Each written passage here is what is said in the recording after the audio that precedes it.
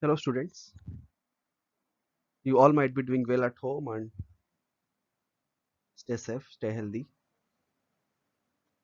You are in class 10th, so your studies should not be hampered. So we have thought of making some video lectures which could give you a little clarification about the subject. And as soon as the situation starts to be normal, we will be running your regular classes. Till then, you go through the video lectures and the necessary assignments sent, you have to go through it and listen very carefully in each slide what is being told to you. Try to understand or which point you are having doubt, just note in your copy and round, and each slide you write in your copy so that it will be a little bit helpful for your notes.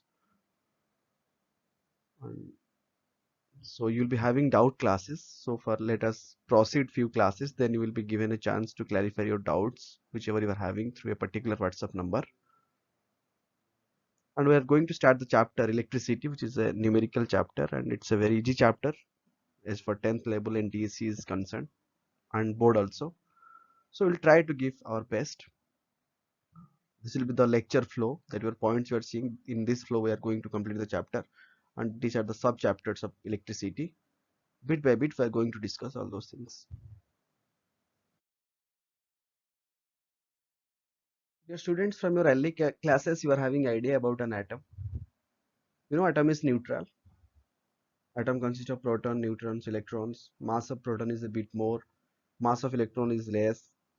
So due to gravitational force of attraction with the nucleus, the neutrons, the electrons revolve around it, being a mass a little bit less, so they stay away from little attraction force as compared to that of the protons. As they are having little bit more mass, so they are more attracted towards the center of the atom. So the atoms are surrounded, the electrons are surrounded at around the nucleus. Neutral atom means number of electrons is equal to number of protons. Conventionally we have accepted electrons as negative charge and protons are positive charge. So in a neutral atom, number of electrons is equal to number of protons. By any means, let you are giving some energy or you are taking some energy. So at first, who is going to get affected in an atom or in a material? The subatomic particles are going to get affected. So in those cases, the electrons who are present at the outermost orbit, they plays a vital role in the transfer of energy from one end to other end. So when to a neutral atom, let you are giving some electrons or you are taking away some electrons. Let you are giving some electrons. So what will happen? Previously number of protons is equal to number of electrons. But now what you did? You took out some electrons. So number of protons will be more, and you know protons are positively charged. So as a result, the atom will become positively charged. Let the same case to the same atom you have given some electrons which are treated as negatively charged. So as a result, what will happen? The number of the concentration of electrons will be more as that of the protons. So number of electrons will be more. So as a whole, we can say the atom will be negatively charged. So when it comes to charge is a intrinsic property or is a characteristics by virtue of which means it's a property, it's a characteristics of a body. Like you are seeing mass, you have seen in gravitation, means for gravitational field mass is plays an important role. Like that for electric field, then magnetic field, for all those a charge plays a vital role. So finally we could say charge is a characteristics of a body or of and the surplus or deficiency of electrons makes a body charged. The surplus or deficiency of electrons makes a body charged. In a neutral atom, if you are giving some electrons, then it will become negatively charged. If you are taking away some electrons, then it will become positively charged. Let's see how a body can be charged. What are the different methods of charging? Charging by friction, charging by conduction, charging by induction. Friction means it is basically due to rubbing process. The process in which body gets charged when it's rubbed against other body. For example, then let you are rubbing a ebonite rod with a silk, then only they both of them becomes negatively charged or positively charged, both of them. In the example, you see hair stand up after you take off your hat. Why? Because it drops against your hair and electrons move from your hair to head. So now hair becomes positively charged because electrons left, and they repel each other, leading to them standing up. Each become charged, so that there will be repulsive force that will be seen in the Coulombic force, how that force comes into play. This is the example of a friction, charge by friction.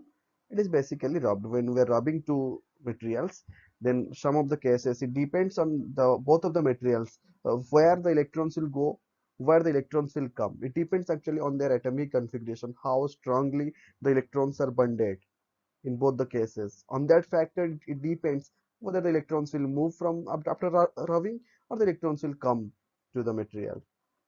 So this method of charging is basically known as charging by friction. Then charging by conduction. In this process, actually two bodies come in contact. Without contact, charging by conduction is not possible. When the process in which a body gets charged by making contact with a charged body object, that process is known as charging by conduction. Charging by induction, the process in which body gets charged by a charged object without contact. So without coming in contact, without touching each other, both the bodies will be becoming charged. Let's see the examples how it actually happens. Dear students, let's know about charging by conduction. Bodies can be charged by conduction, by contact, that is by the method of conduction. By conduction, actually what happens, the body acquires the same charge as on the charging body. Understood? By conduction, the body acquires the same charge as on the charging body. Let's do an activity to understand the whole process. The activity is known as charging a paper cylinder by conduction. Let's see how it happens in both the cases. In the left side, you are seeing how to make a paper cylinder by rolling a strip of paper on a pencil and then gently pulling out the pencil. We are making a paper cylinder. Uh, Suspend the paper cylinder by a thread tied to its center. Now, do one thing, rub the glass rod with silk. So the glass rod will acquire positive charge, and toss the glass rod to the paper cylinder. And now you remove the glass rod. Once again you go and rub the glass rod. Again it will become positively charged, and bring it near the paper cylinder. What happens? You will observe that the paper cylinder is repelled by the positively charged glass rod. We'll try to know the reason a bit later. Just see the experimentation process, then we'll go to the conclusion. Next, once again you bring an ebonite rod rubbed with a flannel. It's negatively charged ebonite rod near the paper cylinder. What happens this time? You can see that the paper cylinder is attracted by the ebonite rod. This means that the paper cylinder has acquired a positive charge, that is the same charge due to the conduction. Means at first you took the positively charged glass rod in the top of the figure. You touched it to the paper. The paper, which was earlier neutral, now became positively charged, because from the glass rod we touched the glass rod to the paper, so that the positively charged flew to the uh, paper. And when again I took the positively charged, so same charge repelled, so positive charge is repelled by the positive charge, so that's why the paper repelled. But in the second case, when I made the ebonite rod uh, negatively charged and I took it near to the paper which was having the positively charged previously, due to the opposition of the charge, they got attracted. So from the concept is that if in the second case it is getting attracted, in the first case it is getting repelled. So as a result, we can say the paper is obviously positively charged. And where does the positively charge came? From the glass rod. So it repels with the positively charged glass rod and it attracts with the negatively charged ebonite rod. This process is totally known as induction. Then we'll go for uh, charging by, sorry, the total process is known as conduction. Then we'll go by the method charging by induction. Students, are seeing on the right side top figure, there are two uncharged metals here. and I brought some positively charged in the second figure. Positively charged I brought. So when I brought the positive charge nearer to the left side of the sphere, what will happen? Totally, it was neutral previously. Yes, when I brought the positively charged, so the negatively charged inside that sphere will try to come towards the rod because opposite charge attract and same charge repel. So the positive charge will try to go to one side. That means towards the right side the positive charge will go, and towards the right side, towards the left side the negative charge will come. And again I moved the charging rod. Then I separated both the spheres. What will happen? The negatively charged that was earlier at one side, it will be uniformly distributed in the left side, and the negatively charged which was forcefully has gone to the right side, extreme right, when I separated them, so that extreme positively charged with uniformly distributed. So the charge pair separated, they get equally distributed, so it became positively charged and one became negatively charged. You are seeing in the down pair also by induction, you are bringing a positive charge. The left side is becoming negatively charged and the right side is becoming positively charged because it is negative charge is getting attracted towards the positively charged glass rod and the plus charges are getting repelled to other side. By this method of induction without touching also we can charge it. So this type of method is known as induction. Try to listen the slides very carefully. If you are not able to get it again and again, you listen whatever I am saying. Any part if you are having doubt, then you could write and ask me in the doubt classes. So let's know about charge unit. Its unit is coulomb, is for the scientist name. Represented by charge electron is having negatively charged minus C, proton is plus P, or the plus C. Charge of electron is same, but electron is having negative and proton is having positive. Charge on one electron is 1.6 into 10 to the minus 19 coulomb. Mass of electron is 9.1 into 10 to the minus 31 kg. Mass of proton is 1.67, 2 into 10 to the minus 27 kg. As we are saying, mass of proton is more. Mass of neutron is 1.675 into 10 to the minus 27 kg. Very important thing, properties of charge, same charge repair, the opposite charge attract. The most important characteristics of charge is property of charge is quantized. That means whenever we measure the amount of charge, we get the value of an integer multiple of a unique number, that is charge on one electron. That means conventionally, though atoms are breakable, subatomic particles now we have got, but still the electrons is still considered as a fundamental particle, unbreakable. The smallest possible charge is charge on one electron. So if you're thinking a body charge means either you have given one electron or you have taken one electron. Either you have given two electrons, three electrons, or four electrons, or you have taken one or two, three, four, like that you have taken a integer value. You cannot say I gave 1.5 electrons, I gave 1.7 electrons, I took out 3.4 electrons. No, either you will take three electrons or you will take four electrons. You cannot, because electrons are not breakable. That's why the n is capital N is the number of electrons which is treated as an integer. So Q is equal to N, which is a very important formula. We are going to solve few numericals in the next upcoming videos, and also you'll be getting assignments regarding that.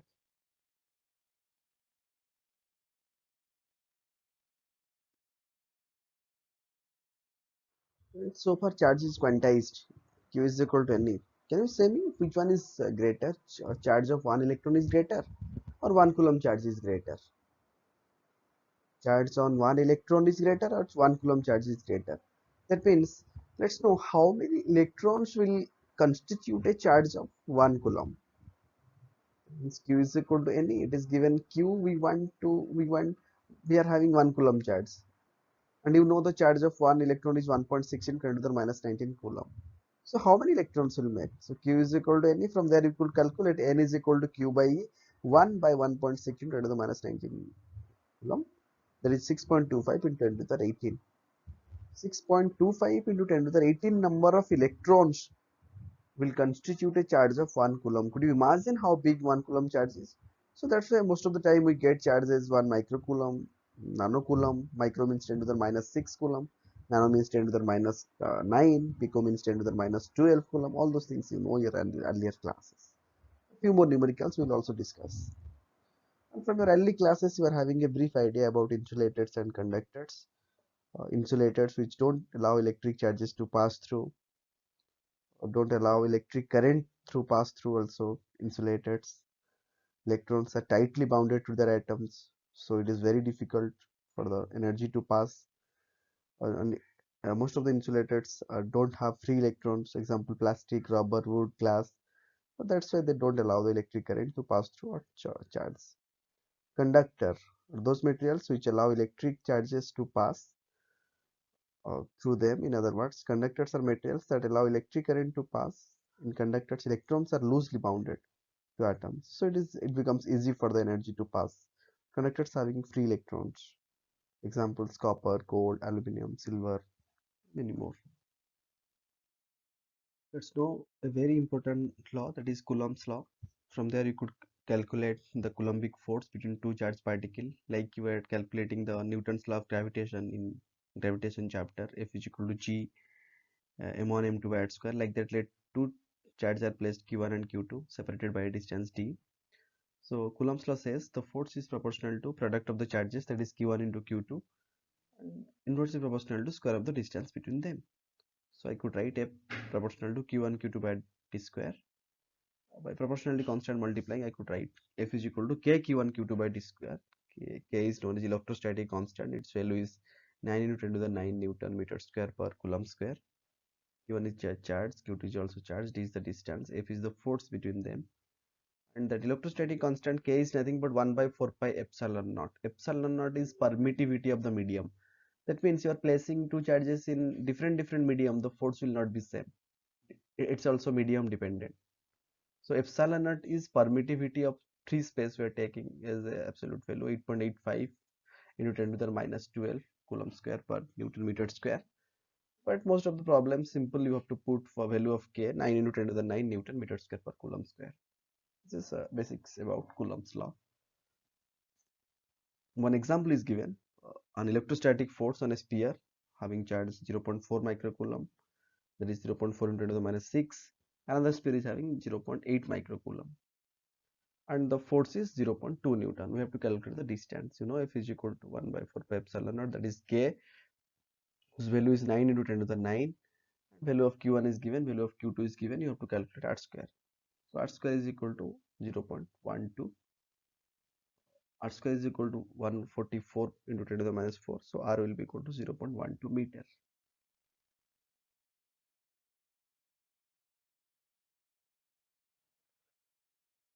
Three charges are placed at A, B, and C. Charge at A is negative, charge at B is positive, charge at C is positive. So far the properties of charge is concerned, same charge repel and opposite charge attract.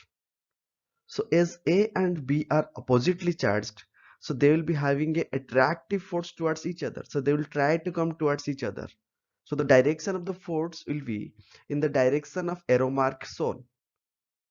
And in the case of charge at B and charge at C, both are positively charged and they are similar type of charge. So there will be a repulsive force. So both the charge will try to go away from each other. So the direction of force will be in the arrow mark given. So as a result, on the net force on the B due to A and due to C will be in the leftward direction. In the first case, both the charges are placed at a distance r. So the net electrostatic force acting on them is k q1 q2 by r square.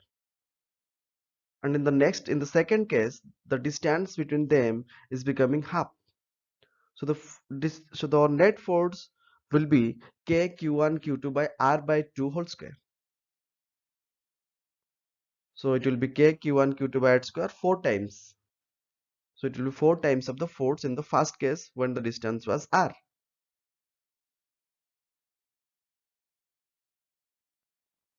Coulomb's law says about force between any two charged objects. Now the question arises, how did one charge gets to nearby any charge? The answer to this is electric field.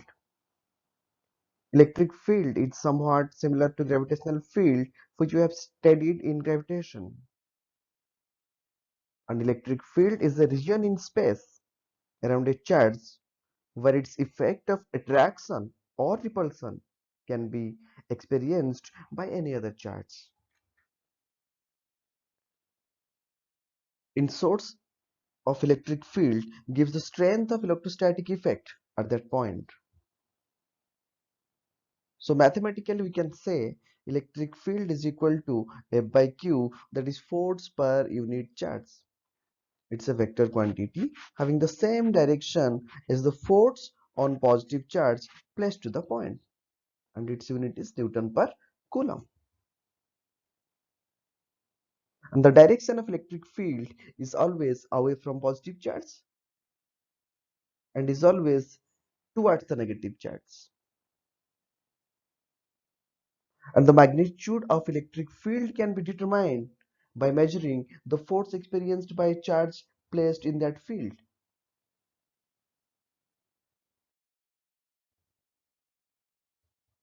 Before going to understand the concept of electric potential, let's recollect the basic physics.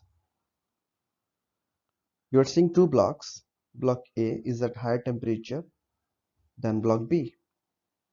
When two blocks kept in contact, then the heat flow from the body at higher temperature to the body at lower temperature.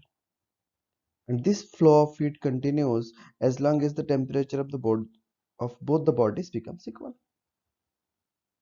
We'll come to this concept in potential difference a bit later. And so far electric potential is concerned, electric potential at a point in the field is the amount of work done in bringing a unit positive charge from infinity to that point.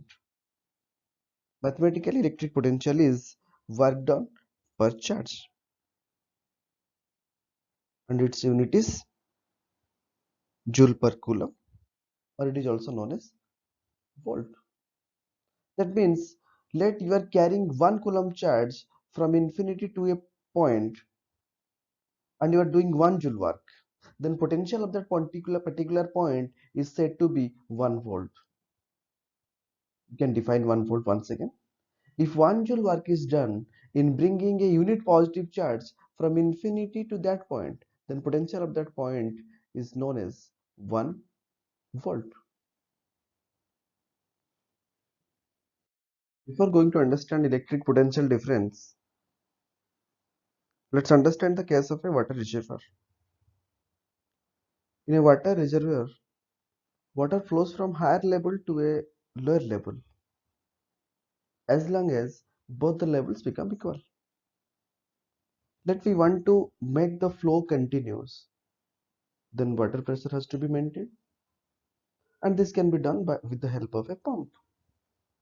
So what the pump does, it maintains the pressure at different level. The same thing has to be done in an electric circuit. Electric pressure difference has to be maintained for the flow of charges in the conductor. This electric pressure difference is known as electric potential difference, or that we are saying as potential difference. So electric potential difference between 2 points A and B in the field is the amount of work done in bringing a unit positive charge from point A to point B. Mathematically, we can write VAV is equal to VB minus VA, that is W by Q. So here we are seeing a battery connected to a bulb and the switch is initially open. Let's see how the battery maintains the potential difference in a circuit. Inside a conductor, when the switch is in off mode, that is open, the electrons move in a random speed around 10 to the 5 meter per second, which is known as drift speed. Now as the switch is closed, something very interesting happens. The chemical reaction inside the battery separates the negative and the positive charges within the battery. Since there is an excess of positive charge on one end of the battery and excess of negative charge on the other end, charges will start flowing in the conducting path outside the battery. This is how the bulb glows. So at last electric current You know very well about electric current since your earlier classes. The directed flow of electric charge constitute electric current. Electric current is defined as the amount of charge flowing through an area per unit time. That is I is equal to Q by T. It's a scalar quantity since charge is scalar. SI unit of electric current is ampere. 1 ampere means 1 coulomb for 1 second. That means if 1 coulomb charge is flowing in 1 second, then I could say that 1 ampere current is flowing in that circuit. And in quantization of charge, you know 1 coulomb charge means how many electrons would be flowing through the cross section in 1 second, so that I could say 1 ampere current is flowing. And so far the direction of current is concerned, conventional direction of electric current is the direction of flow of positive charges. In other words, we can also say the direction of flow of current is opposite to that of flow of electrons. And we use some prefix for measurement of current like milliampere, microampere. Table is given. 1 milliampere means 10 to the minus 3 ampere. 1 microampere is 10 to the minus 6 ampere, for example. So we'll go with some assignments in the next classes. In the last lecture, we are having a little bit idea about electric field, electric potential difference, and electric current. Let's discuss a few numericals. In the example 1, a flow of 10 to the 7 electrons per second in a conducting wire constitutes a current of how much we have to calculate. You know I is equal to Q by T, current is equal to rate of flow of charge. And you know it's per quantization of charge, Q is equal to NE and I is equal to NE by T. Number of electrons is 10 to the 7, charge on one electron is 1.6 into 10 to the minus 19, time is 1 second, so current is 1.6 into 10 to the minus 12 ampere. Another similar type of question, if I is the current through a wire and A is the charge of electron, then the number of electrons pass in t second will be given by, same we could do, I is equal to Q by T, Q is equal to NE and I is equal to NE by T. Number of electrons, NE is equal to IT by E. Could calculate in the same way. Another example, in a hydrogen atom, an electron moves in an orbit of radius 5 into 10 to the minus 11 meter with a speed of 2.2 into 10 to the 5 meter per second. Find the equivalent current. Charge on electron is 1.6 into 10 to the minus 19 coulomb. So you know I is equal to Q by T and Q is 1 electron. 1 electron is given, so 1.6 into 10 to the minus 19 by T with the current. And as it is moving in a circular path, so speed is equal to, you know, distance by time, and time is equal to distance by speed. And so far distance is concerned, in a circular path, the perimeter is 2 pi r, total distance in one complete rotation. So 2 pi and radius is given. And speed is also given. So from there you could calculate time. Putting the value of time, you could calculate the current. 1.1 into 10 to the minus 3 ampere. That is 1.12 milliampere. Here is the list of electric symbols. First one is electric cell, you know, and second is battery, which is combination of cells. Second is plug or a switch when the switch is open, that is off mode. And number 4, plug, that is switch is closed, on mode. This is a joint wire. And number 6 is a wire crashing without joint. You are seeing the loop that the wire is not joining and it is crashing. Number 7 is electric bulb. Number 8, you know, resistor of a, and it's all about resistance, which opposes the flow of electric current or electrons in an electric circuit. A bit later we will be discussing about electric resistance in detail. And this is variable resistance, used to vary the resistance so that the potential difference could be vary using this device. Many cases it is required to change the potential difference across a load. Number 10 is ammeter, which is utilized to measure current connected in series. It's having a very low internal resistance so that maximum current could flow through it. And this is voltmeter, which is connected in parallel, because parallelly voltage drop remains same. We'll see in series and parallel connection. And voltmeter is always connected in parallel to measure the potential difference. And last is galvanometer, which is used in a circuit to know the presence of current. Small amount of current, to detect small amount of current in a circuit, galvanometer is used. Here is one important law, Ohm's law. It gives the relation between potential difference across a conductor and the current through it. It was discovered by German physicist George Simon Ohm in the year 1820. And you are seeing a circuit below where a bulb is there and one key is there, one rheostat, that is variable resistance, is there, and R is the load across which a voltmeter is connected in parallel, and there is one ammeter which is utilized to measure the current. So in this circuit, initially the switch is open. When the switch is closed, and we want to note the observe the readings of voltmeter and ammeter as well. So that is written RH, that is variable resistance. In the previous slide, we came across the symbols which is utilized to vary the potential difference, and when the potential difference will vary, so for the current will also vary. And by taking different readings along x-axis current and y-axis potential different, if we are going to plot a graph, it will look like a straight line as shown in the graph beside it.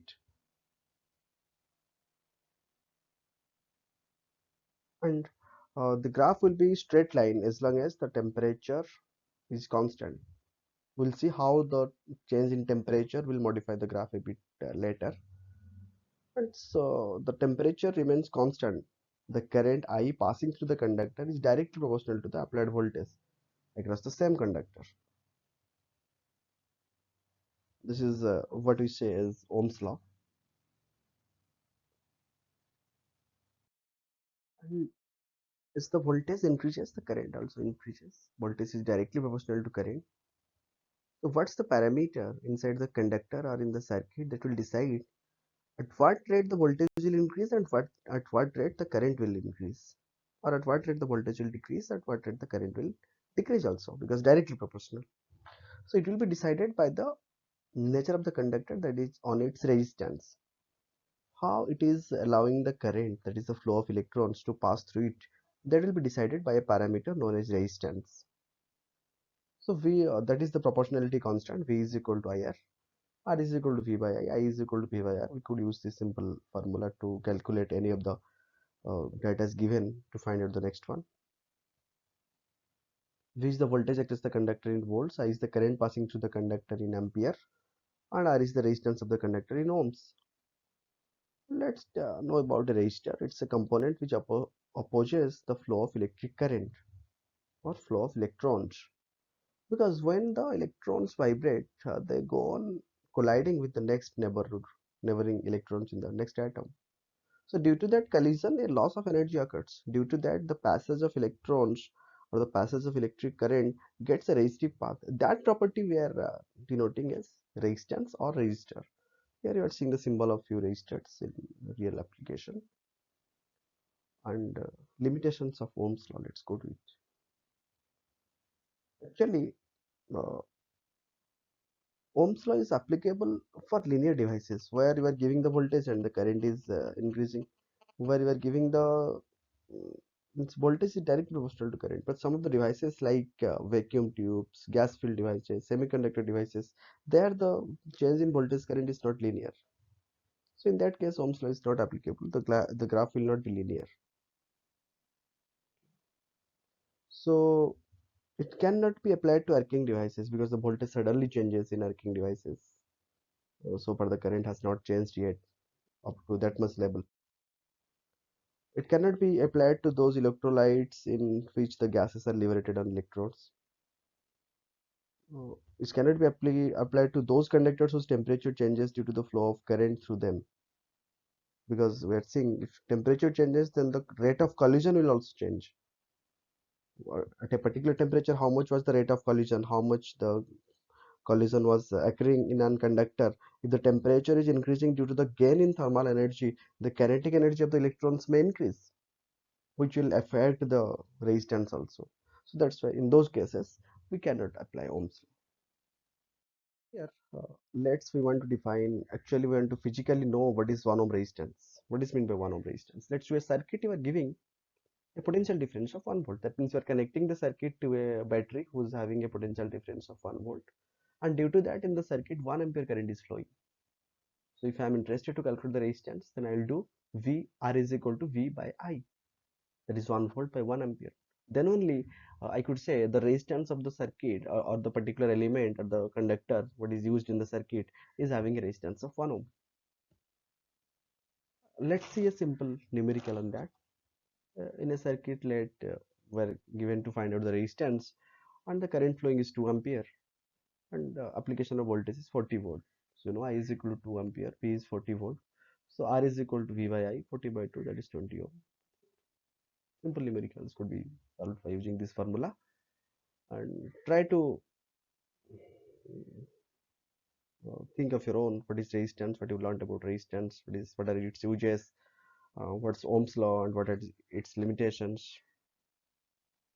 Resistance measure the degree to which the object opposes an electric current through it or the flow of electrons through it.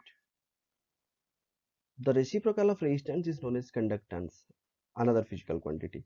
The symbol of conductance is G, its unit is Siemens. Ohm inverse, ohm is the unit of resistance, or MHO. Conductance measures how easily electricity flows along the certain element, means how conductive the element is. For example, if resistance is 10 ohm, then we could say conductance is G is equal to 0.1 second, that is 1 by 10. Uh, sorry, that is G is equal to 1 by 10, 0.1 Siemens. S is for Siemens. Ohmic conductor and non-ohmic conductor, which obeys Ohm's law, that is ohmic conductor. Like metals, which doesn't obey, is non-ohmic, like semiconductors. So, very important thing here is uh, to know a new physical quantity, that is resistivity, or sometimes you say it as specific resistance. Let's see on which factors does the resistance of a conductor depends. It depends on length, it depends on area of cross section, it depends on material of the conductor. If I'll say on length, imagine there is a conductor which is having very small length, and there is a conductor having very large length. Let the electron is passing from one end to other end. In case of the long conductor, it has to come across many collisions to pass through the conductor, isn't it? But in the short length conductor, it has to come very small collisions to pass from one end to other end. So more resistance means more collision, more loss of energy. So more resistance. You will get a more resistive path in case of the uh, conductor which is having more length. So that's why the resistance depends on length and area of cross section. Imagine there is a particular narrow road, and there is a wide road. In the narrow road, let many vehicles are passing, and same number of vehicles are passing in a wide road. You say where the chances of accident is more in case of a narrow road, because very small area and more number of vehicles. But in wide range, there's a chance of accident. So resistance will be less in the same concept as the electrons are moving. So the case of the conductor where the area is more, they will be having less resistance. They will get a path easily to go without colliding many of the cases. But in case of a thin conductor, they are supposed to face the collision to pass from one end to other end. So collision will be more. So that's why the resistance also depends on area and nature of the material. How many free electrons, how many bonded electrons, what is the type of the material. It also affects what will be the resistance of the conductor. So mathematically you could say R proportional to L, R is proportional to 1 by A, that is R is inversely proportional to A. So R is equal to rho L by A. Rho is known as constant of proportionality, or we say as resistivity, or its another name is also specific resistance. If I'll put the different units, then um, SI unit of resistivity will be ohm meter or ohm centimeter. Conductors having low resistivity and insulators having high resistivity. So if I want to define resistivity, uh, let I am saying resistivity of a conductor is this much, resistivity of this material is this much. That means what? That means I am specifying the resistance, taking the parameter into consideration, what? Length and area. So resistivity is equal to rho is equal to RA by L. Rho is equal to RA by L. Let you are taking a conductor which is having 1 meter long length and area of cross section is 1 meter square. By putting that, I could get rho is equal to R. So specific resistance or conductivity of any material can be defined as the resistance offered by that material. The resistance offered by that material having unit length and unit cross-sectional area. Let's see the temperature dependence of resistance or resistivity. Somehow they are equivalent. Resistivity has a temperature dependence. Resistivity of a metal conductor increases with the increase in temperature. Dear students, the flow of current is actually flow of electrons, from one end to the other under the influence of our electric field. Uh, when electric current flows, only some electrons are free to migrate in the metal, while others held tightly to their particular atom. As the temperature increases, the atoms vibrate, and the vibration of the atom causes many collisions between free electrons. Got it? Let the temperature is increasing, so the atoms will vibrate, and the vibration of the atom will cause what? Many collisions between free electrons as well as the bonded electrons. And due to each collision, there will be the loss of energy from the free atom, and thus causes resistance to the current flow. And the resistivity of the conductor increases with the increase in temperature. In the second graph, you're seeing in case of a semiconductor, there is a slightly different situation.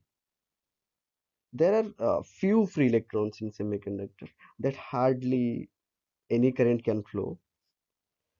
So if temperature is increased, some of the atoms vibrate violently enough to take out some of the bonded electrons, some of the bounded electrons, to set them free. Thus, at high temperature, the number of electrons increases and its conductivity increases. Conductivity is reciprocal of resistivity. If conductivity increases, then resistivity decreases with the increase in temperature. So in case of metals, the graph shown is directly proportional. It goes on increasing. If temperature increases, resistivity or resistance also increases. But in case of semiconductors, the resistivity or the resistance decreases. So that's why in case of semiconductors, we say negative temperature coefficient of resistance. Students, do you know? I have told you about in heat expansion, linear expansion, areal expansion, volumetric expansion, how the way we have derived the formula. You remember?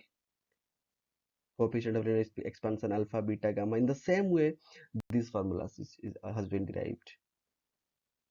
Let R is the conductor resistance at a particular temperature T, and the reference temperature, let sometimes maybe 0, sometimes it may be given in any other questions, depends on the question.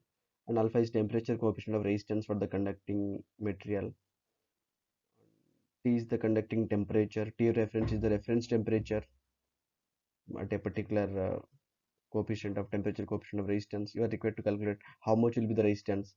If initial resistance was this much as this much temperature, how much will be the resistance at other temperature? If the coefficient of resistance or resistivity is given for the particular material, you could apply this formula. We'll see in the numericals such type of formulas to calculate resistance or resistivity with the change in temperature. Let's see a very few simple examples. How much current in an electric heater coil will draw from a voltage of 220 volt if the resistance is 2200 ohm? V is equal to 220 given in the question. Resistance is 2200 ohm. So I is equal to V by R.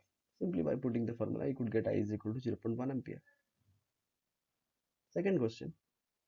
We're having a metal wire whose length is L and area of cross section is A and a resistance of 4 ohm. It is given. What will be the resistance of another wire of same material having the length L by 2 and area of cross section A by 2? Material is same. That means resistivity will be maintained constant because material is same.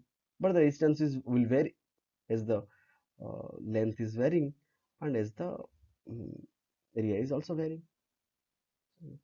So initially it was let R1 is equal to rho L by A, that was 4 ohm. In the second case, the L is becoming L by 2. And in the second case, the area is becoming 2 times, that is 2A. So by putting R2, rho into L is L by 2 and area is 2A, we are getting 1 by 4 rho L by A, that is R1. And R1 was 4. So R2 is equal to 1 by 4 of 4, that is R2 is equal to 1 ohm.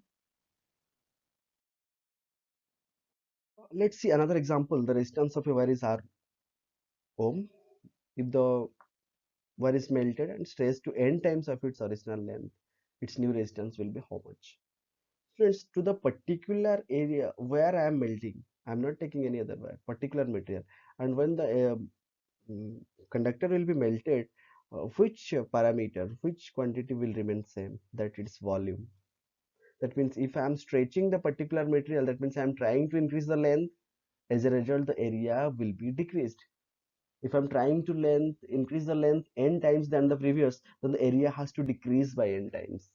The initial area was n a, so the after increasing it, stretching it to n times, the area will be a by n. It has to decrease because the volume has to be maintained constant.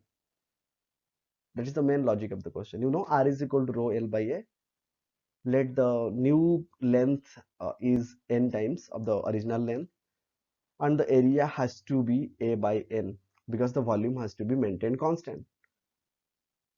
So by putting the new resistance R dash is equal to rho L dash by A dash, and L dash is NL and A dash is A by N. So if N will be going to the numerator, it will be N square rho L by A. So that is N square times of the initial resistance. So let's study about series and parallel resistance connection. So in the figure you are seeing, the left side two bulbs are connected in series and the other connected to by it is two bulbs are connected in parallel. Again, three bulbs are connected in series and three bulbs are connected in parallel. If I'll say about head and tail, head and tail, head and tail, that plus minus, plus minus. Plus is plus connected to plus, minus is connected to minus. Right? What says? Actually, wires. Sometimes in circuits you use red as phase and black is neutral, like that two wires will be there from each loads. That you are connecting all the reds in one and all the black wires in one, then means all will be connected in parallel. But if you are connecting back to back, then it will be series. Head to tail to head, head to head, head to tail to head. So like that. But all heads, all tails connected, then it will be parallel. Here it's seeing the equivalent circuit diagram. R1, R2, R3, R4 are connected in series. Same way, R1, R2, R3, R4 are connected in parallel. Let's know what is the formula to get the equivalent resistance in the next slide. See the formula to calculate the resistances, total resistances when connected in series and when connected in parallel. So here in series, R1 plus R2 plus R2, that means three resistances are connected in series and they need to be added algebraically to get the total resistance. And in the second case, you are seeing the resistances are connected in parallel. So 1 by R total is equal to 1 by R1 plus 1 by R2 up to how many resistances are connected. And we have to reciprocate it and you have to find the RT to find the equivalent resistance in case of resistances connected in parallel. See in the above circuit where 9-volt battery is connected to three resistances, 3 kilo ohm, 10 kilo ohm and 5 kilo ohm. All three are connected in series. So it will be added. So 10 plus 3 plus 5, that is 18 kilo ohm is the total resistance connected and 9-volt is the battery. If I'm interested to find the current, then I know V is equal to IR, then I is equal to V by R. 9-volt by 18 kilo ohm. By calculating that, I could get how much ampere current is flowing throughout the circuit. And here in the first bit of the question, three resistances are connected in series, 1 plus 2 plus 3. So that is 6 ohm. In the second case, in the bit 2, 1 ohm, 2 ohm, 3 ohm are connected in parallel. So 1 by 1, 1 by 2 plus 1 by 3, that is 11 by 6 is 1 by R, but R is equal to 6 by 11. The equivalent resistance in the second bit is 6 by 11 ohm. And third bit you are seeing in the above part, two resistances 1 and 2 ohm are connected in series and the down there is a 3 ohm resistance which is connected in parallel with both. So first what we have to do, we have to solve the series part of the circuit, that is 1 plus 2 connected in series, and 1 plus 2 is 3 ohm. 3 ohm is connected in parallel with 3 ohm, so that is 3 by 3, that is 1.5, or like that in the way you could calculate. In this way you could calculate. Most of the time there will be the mixture of circuits where both series as well as parallel combination will be there. So by practicing many circuit you will be able to know where you have to take series, where you have to take parallel, and then only you will be acquainted with finding the equivalent resistance of the circuit, which is the most important part of a circuit solving.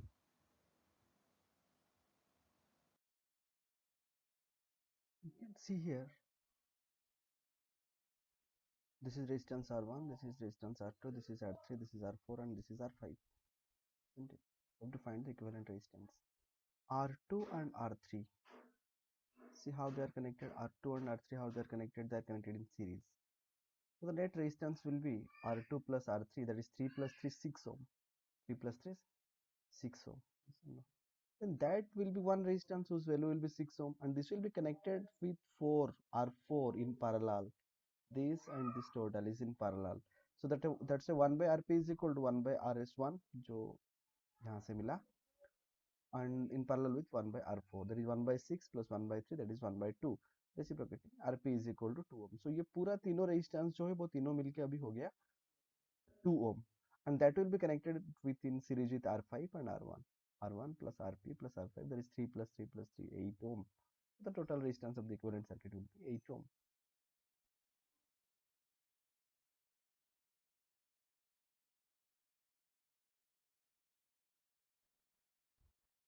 Here you are seeing a simple circuit. A is one terminal, B is one terminal. We have to find the equivalent resistance between A and B.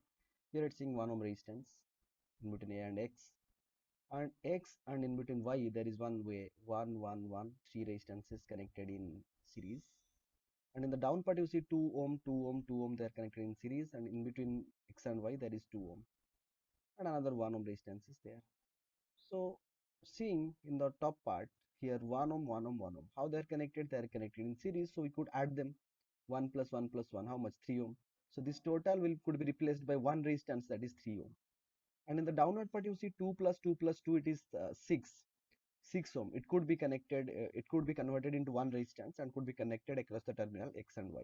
So in the above part of the circuit you are seeing this is 3 ohm, in the downward part of the circuit it is 6 ohm, and in between there is 2 ohm. So simply the circuit is 3 ohm connected in parallel with 2 ohm connected in parallel with 6 ohm. The total is 6 ohm. So, and then we have to solve as we solve in case of parallel, three circuits connected in parallel, that is 2 3 and 6. So 1 by R dash is equal to 1 by 2 plus 1 by 3 plus 1 by 6, that is 6 by 6. In equivalent we could say it is 1 ohm. And now the whole circuit, whole this total, this 2 ohm and this is 3 2 ohms, all are replaced by one resistance, that is 1 ohm resistance. R dash is equal to 1 ohm, then 1 ohm and that 1 ohm and then 1 ohm, both are connected in series, so they will be simply added up. Okay, and the total resistance will be 3 ohm. Very carefully, here we are going to compare two circuits, series as well as parallel, and in each case we are going to know how the voltage or the current divides, in which case what remain constant, why divides, which one divides, and how to calculate that. Keep in mind, in series connection, here in the circuit we are seeing 4 ohm 9 ohm and 11 ohm connected in series across a battery 12 volt. So if I am interested to find the total voltage is given 12 volt, and I am interested to find the total current in the circuit, then I is equal to V by R. There is total voltage V by 4 plus 9 plus 11, that is 12 by 24, that is 0.5 ampere current is flowing throughout the circuit. And keep in mind students, always current remains same in series connection and the voltage divides. So if I am interested to find the voltage drop across 4 ohm resistance, then simply 4 ohm resistance 0.5 ampere current is going, so 4 into 0.5, that is 2 volt. Voltage drop across 9 ohm resistance, that is 9 into 0.5, that is 4.5 volt. Voltage across 11 ohm resistance, 11 into 0.5, that is 5 volt, 5.5 volt. That means in each resistance there is a separate voltage drop, and if I will combine all the three voltage drops, then I will get 12 volt, which is the total voltage given to the circuit. So in this way, we could analyze a series circuit, how the voltage division occurs, but current in the series circuit remain same. Coming to the parallel circuit. In parallel circuit, you are seeing the right side figure, R1, R2, R3 are connected in parallel. If I will find 1 by R total is equal to 1 by R1 plus 1 by R2 plus 1 by R3, that is 1 by 10 plus 1 by 20 plus 1 by 60, then I could be able to find the total resistance. If in the question V is given and you are able to find the total resistance, then you could find the total current. The total current. Now, how to find I1, I2, I3? How much current is flowing in each resistance? That is across 10 ohm, across 20 ohm, and across 60 ohm. Listen very carefully, uh, students. In parallel circuit, the total voltage applied is V, right side circuit where written current division. The total voltage applied is V, and that voltage remains same in parallel circuit. As in series circuit, current remains same. Parallel circuit voltage drop remains same. Voltage drop across whom? V voltage drop across R1 resistance, fast resistance, voltage drop across R2, voltage drop across R3. All three are connected in parallel with the voltage source battery that is having voltage V, and all will be having the same voltage drop, that is V.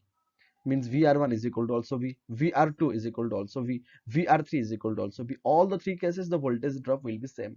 So if in the case voltage is given, let the voltage say you 100 volt is given. Voltage in the given question, let is given 100 volt. Then how much current will flow in the 10 ohm? V is equal to IR, I is equal to V by R. 100 by 10, that is 10. In the second resistance, how much current will flow?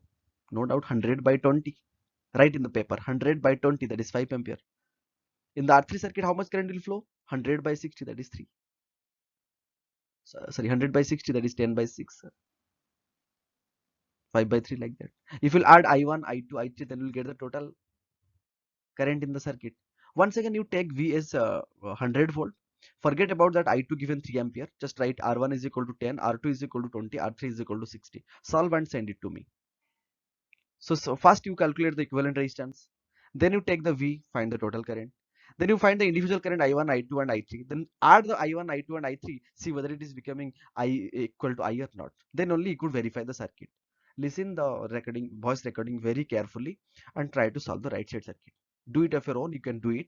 Just try it. Neither once again I will explain. These are the two questions. Try to solve it. Neither I will help you in solving. But just try and send me the answer. Whatever the assignments I had given, just go through it in the notes. Notes should be completed. Follow the slides, whatever I am right, what is written in the slide, just copy it. Listen the voice carefully, yes or no. Then only the class could be effective one, yes or no. And go through the details. Where you are having doubt, as I told, just underline or point, and in the free time, you just keep on asking me. Okay, just solve these two circuits. Dear students, you might have gone through how to solve series and parallel resistances by putting the formula. But in some cases, you'll be finding such type of circuits where you'll be getting confused with which part you have to take series and which part you have to take parallel. So in those cases, especially you have to use a special type of circuit that is known as Wheatstone bridge. So how the circuit came into being, you will be knowing about in details in your higher classes, or class 12 you will be getting in details. If possible, we'll solve in class also how the formula came into being. What's about the circuit, because you should have a brief idea about Kirchhoff's current law, Kirchhoff's voltage law to solve these type of circuits. But simply for our purpose is to find the equivalent resistances, because many cases it is required to find the equivalent resistances. Let you see on the right side there is a circuit.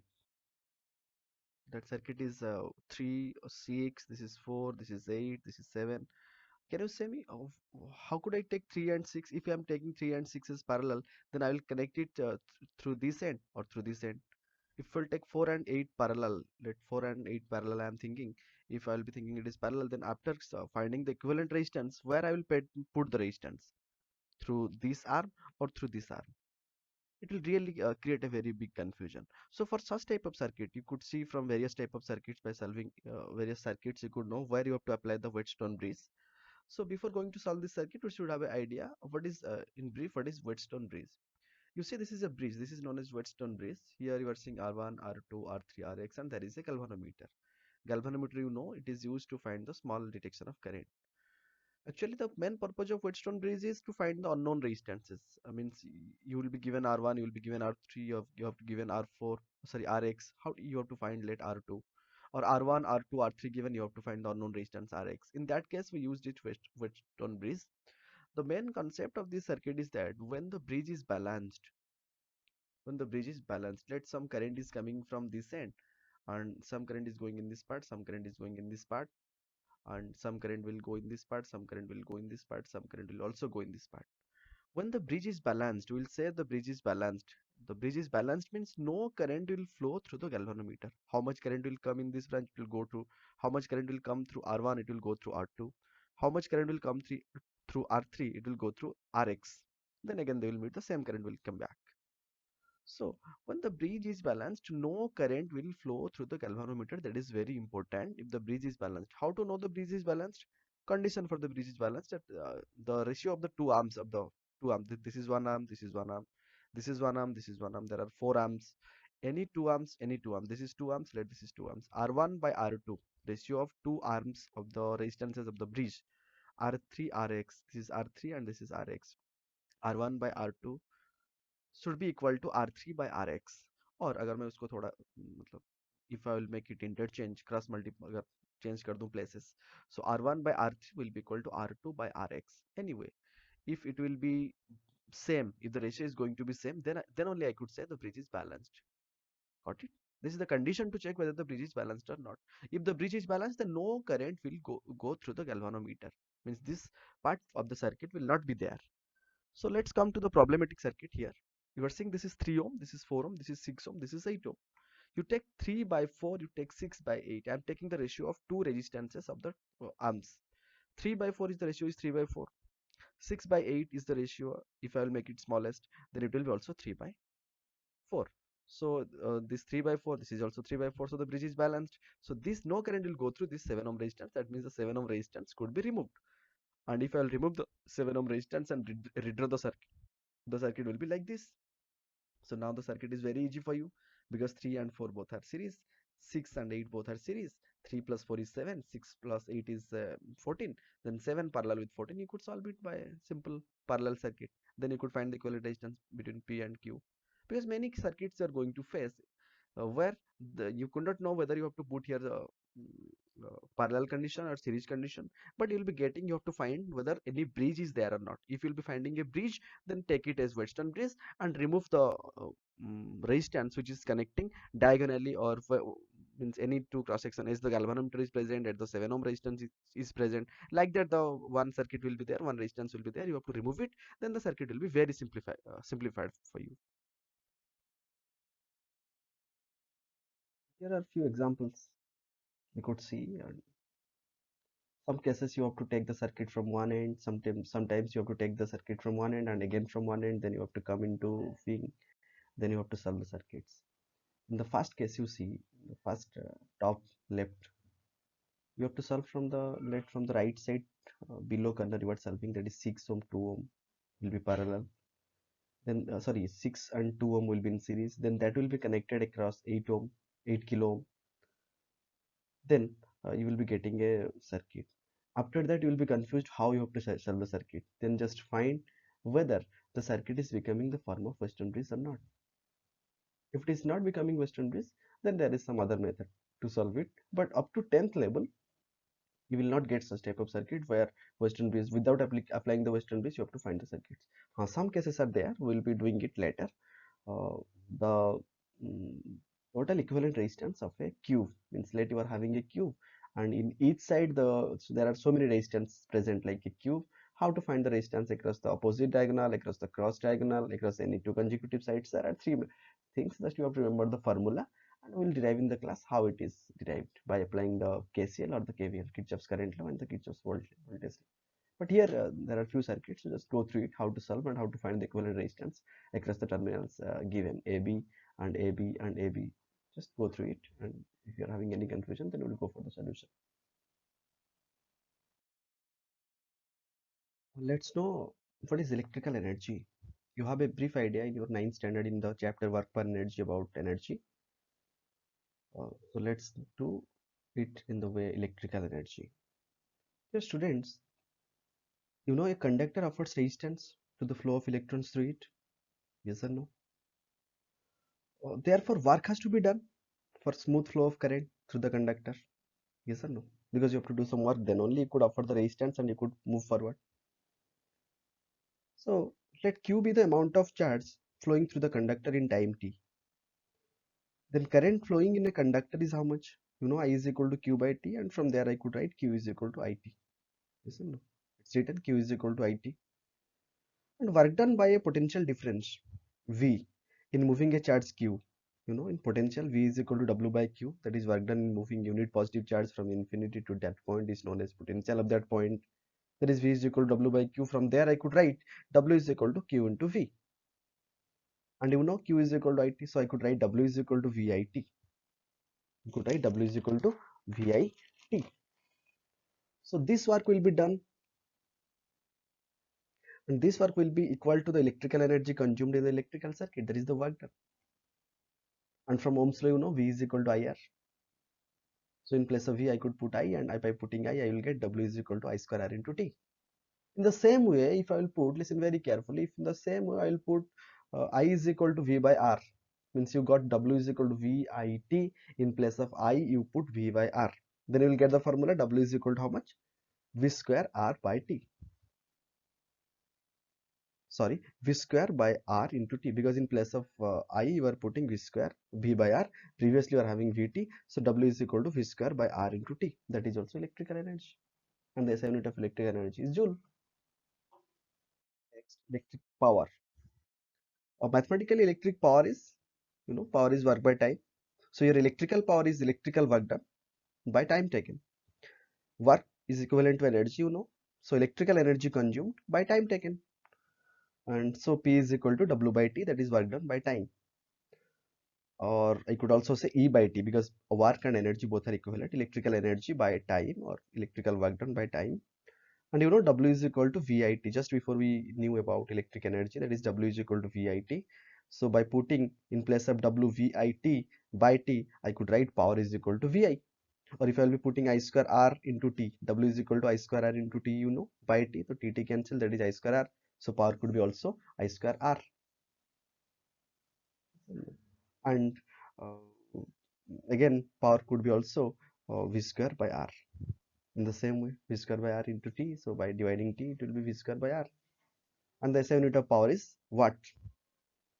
You know, joule. P is equal to W by T, and work is having the unit joule. Uh, that is, and time is having unit second. So joule by second. So joule by second could be written as watt. And the electrical power of an electric appliance is said to be 1 watt if 1 joule of electric energy is consumed by it in 1 second. Or in other way, you could also say an object has 1 watt of power when 1 ampere current flows across a conductor with a potential difference of 1 volt. Commercial unit of electric energy. It is known as kilowatt hour. You know it in class 9th also, kWhr. 1 kilowatt hour is the power consumed when 1 watt of power is used for 1 hour. And it's also 1 kilowatt hour is also known as 1 unit. Let's say in your house the bill used to be 230 units. That means 230 kilowatt hour, like that. And the relation between kilowatt hour and joule, you know it before. 1 kilowatt hour is equal to 1 kilowatt into 1 hour, that is 1000 watt. 1 hour is 3600 second, that is 3600 joule, that is 3.6 into 10 to the 6 joule. That is 1 kilowatt hour is equal to 3.6 into 10 to the 6 joule. Heating effect of electric current. So many applications we see in our day-to-day life, like iron. It's about electric bulb. When electric current passes through a high resistance of filament of electric bulb, the filament becomes very hot and emits light. Filament bulb is made of tungsten, you know, which has very high melting point, that is 3380 degrees Celsius around. So when electric current passes through high resistance, where like nichrome, the resistance becomes very hot and produces heat. This effect is basically known as heating effect of electric current.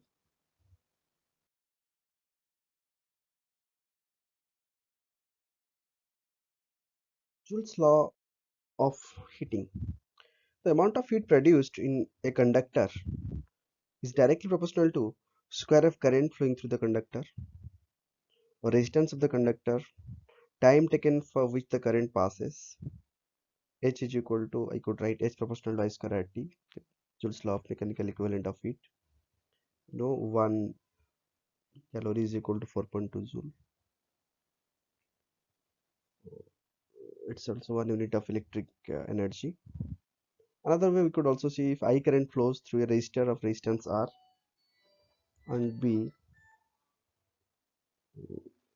or resistance R, and T be the time for which a charge Q flows through it, then the work done to move the charge through a potential difference V, W is equal to VQ, and you know P is equal to work by time, and W is equal to Q into V by T, and that is Q by T is equal to I.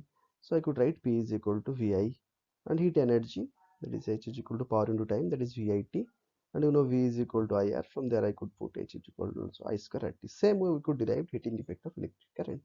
And if about Joule's law of heating, could write as it directly. Let's see a simple numerical on electric energy and power. Electric lamp rating is 220 volt 5 ampere used for 30 minutes. It is required to calculate the energy consumed. Voltage 220 volt and current is 5 ampere. Time is 30 minutes. Let's make it to second. 1800 second. And so for power, voltage into current, that is 1100 volt ampere, 1100 watt. Watt is joule per second, you know, 1100 joule per second. And electrical energy is electrical power into time. So power is 1100 watt and time is 1800 second. Multiplying, we got 1980 kilojoule. Let's see one simple example on heating effect of electric current. We are required to calculate the heat produced through a coil. In a coil, when 0.5 ampere of current passes for 5 minutes, the resistance of the coil is 2000 ohm. You know, H is equal to I square RT. To convert 1 calorie is 4.2 joule, so 1 joule is equal to, we have to divide 4.18 to convert to calorie. Hence